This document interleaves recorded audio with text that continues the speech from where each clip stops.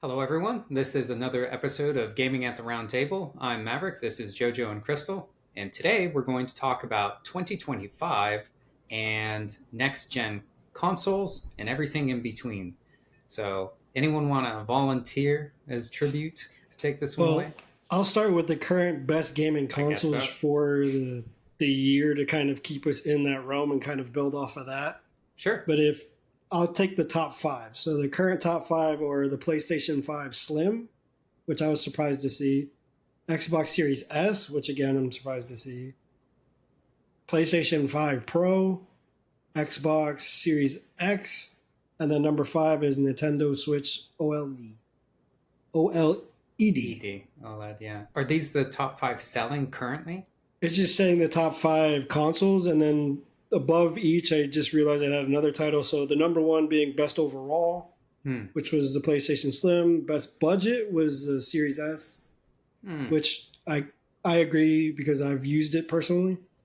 Most powerful, which is the Pro, and then best Xbox, it just says Series X, but it's got a 4 star instead of Wait, the the best highest rating. Xbox is the Yeah, series. that's why I was like, They have their own inner category. so as far Okay. as like new systems for the year, there's only I think one main system, and then there's a couple other things. But I did want to mention that when I looked into new systems for 2025, I saw the list of how many handhelds there are, Mm, and I'm probably going to touch on that later. But it's sure. actually crazy. That's actually Mhm. one of my bullet points is talking about handhelds. I'll only mention one and I'll let you take the others. Crystal, you Mine have to was say. on basically the handhelds as well. Oh, okay. Okay. Well, I'm not including Switch 2. So No, let's yeah, get Switch I'm 2 out of the not. way. Yeah, So Okay. the only major extremely well-known console that is getting a new edition officially in 2025 is the Switch 2. So let's talk a little bit about the Switch 2. My favorite thing about it is that the controllers are actually slightly bigger. Hmm.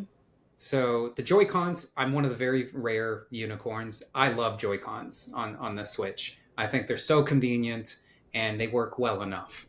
Just being able to rest in any position whatsoever. I've had some back problems. It's like a huge thing for me. One of the reasons I don't do computer gaming and I prefer consoles is just because the native built in controllers are really good. So the Switch falls in that category for me.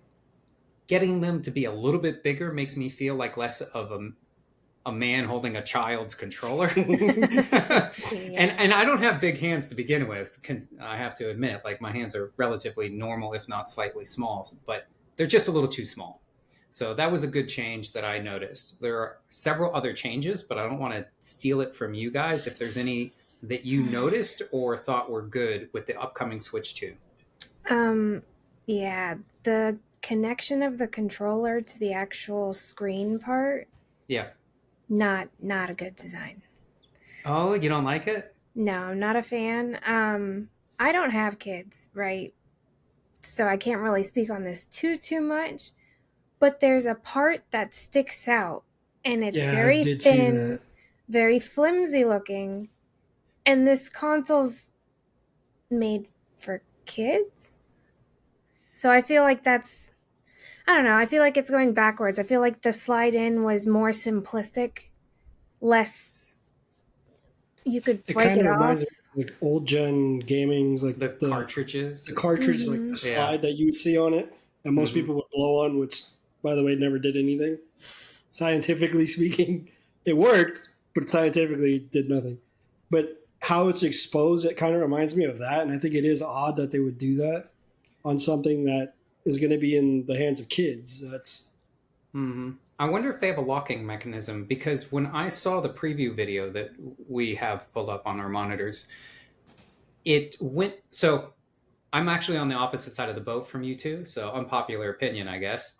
I really like that they're simplifying the connection because going up and down, I feel like, especially for kids or non people that aren't used to it, it was kind of awkward to where you could jam it a bit or, just get frustrated with it.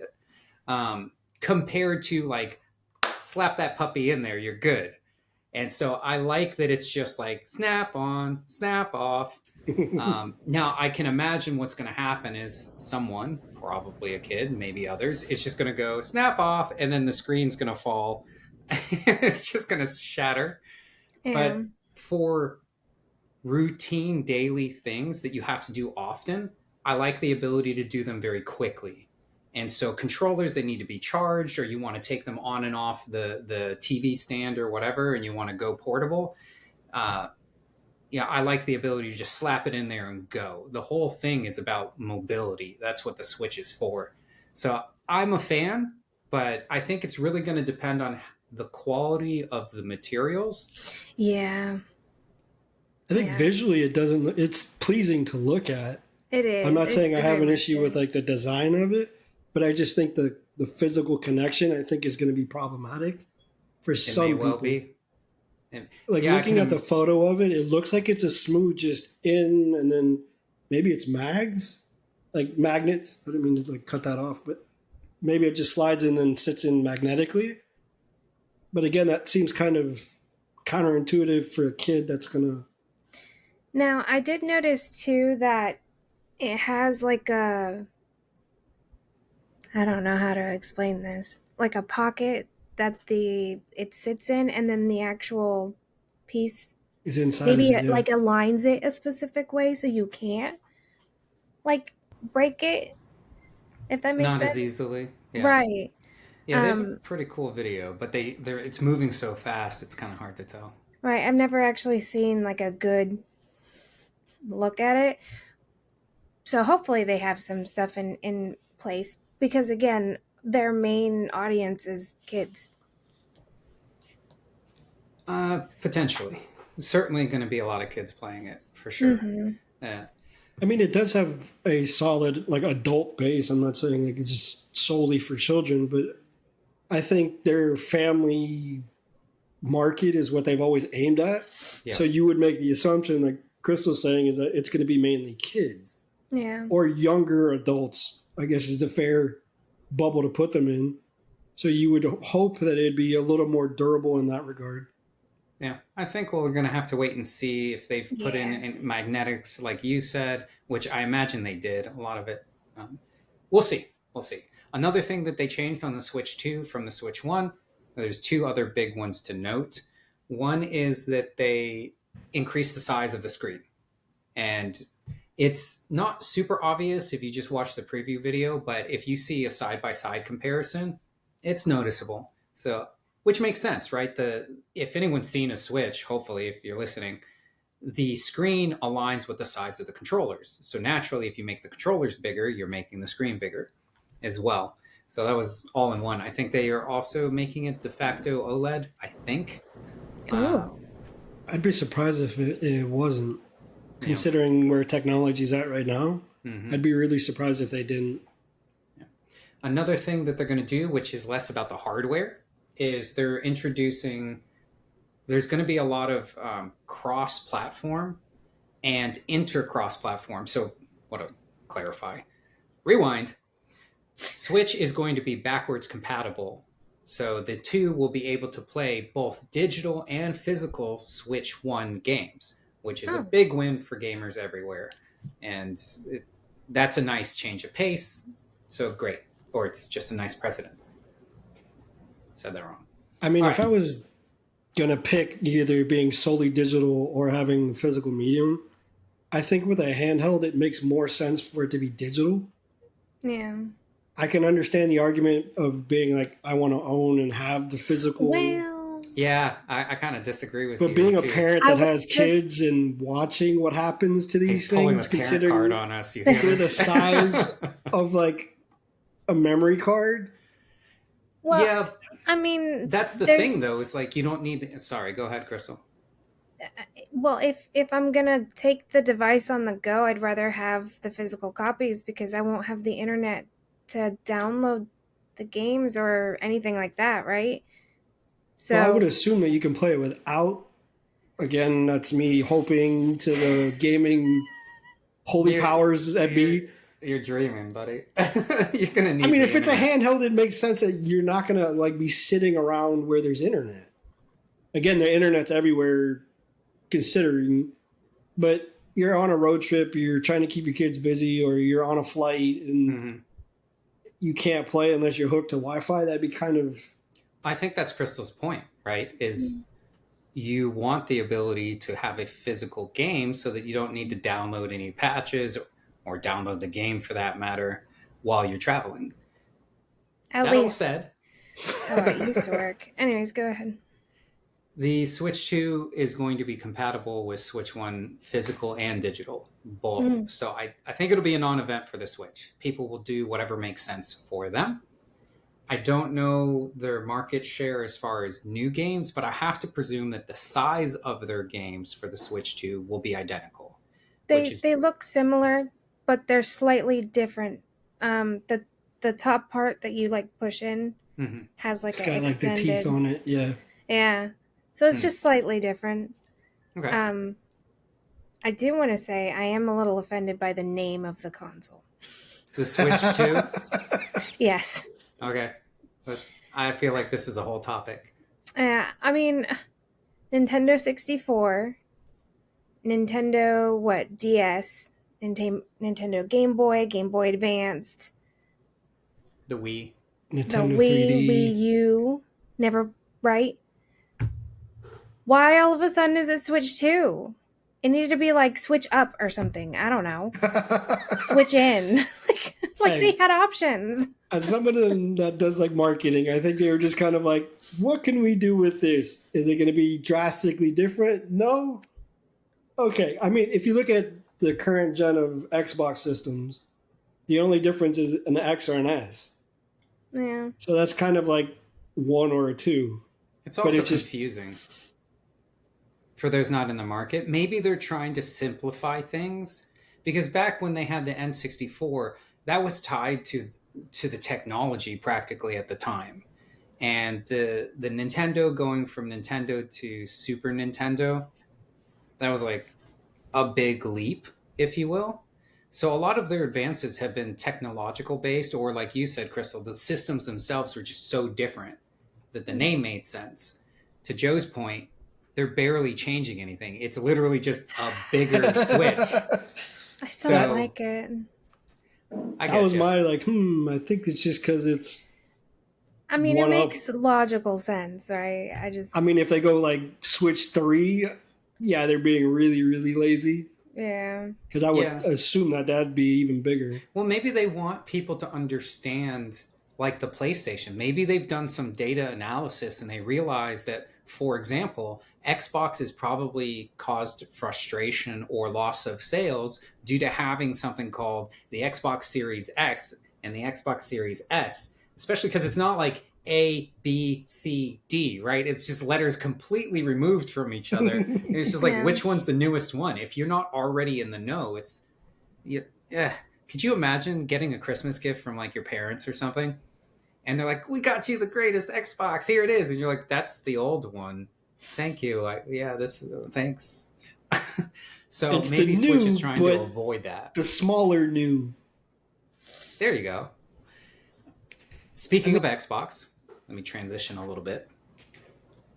The topic today was next gen consoles in relation to 2025. Xbox short story is will not have a next gen console in 2025. They have no official announcements for anything, handheld or otherwise, for the Xbox. There are rumors of an Xbox, like Prime, whatever, another Xbox for 2026.